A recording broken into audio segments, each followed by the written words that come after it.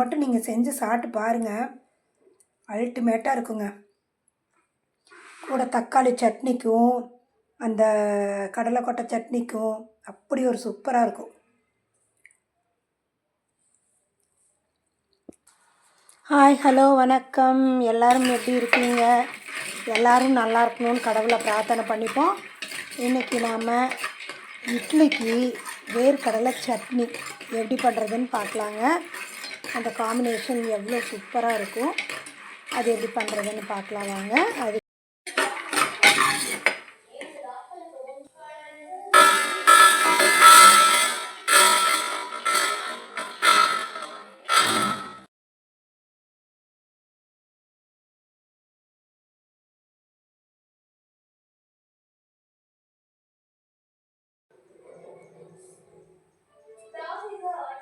வெங்காயம், ஒரு வெங்காயம், பெரிய வெங்காயம் ஒன்று எடுத்துக்குவோம்.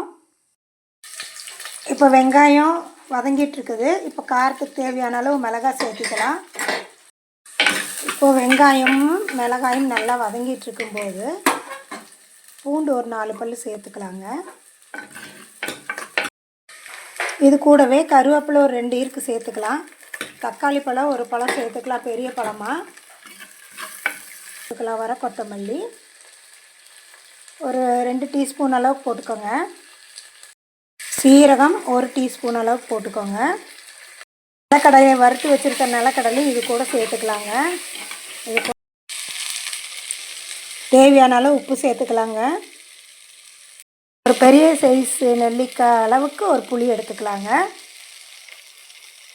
அவ்வளோதான், அடுப்பு ஆஃப் பண்ணிக்கலாம். இது நல்லா ஆற விட்டு மிக்சியில் போட்டு அரைச்சி சட்னி ரெடி பண்ணிக்கலாங்க. அவ்வளோதாங்க. அப்படியே சூடான இட்லிக்கும் அந்த கடலைக்கொட்டை சட்னிக்கும் செம்ம சூப்பராக இருக்குங்க. நீங்கள் செஞ்சு பாருங்கள், அப்புறம் சொல்லுங்கள்.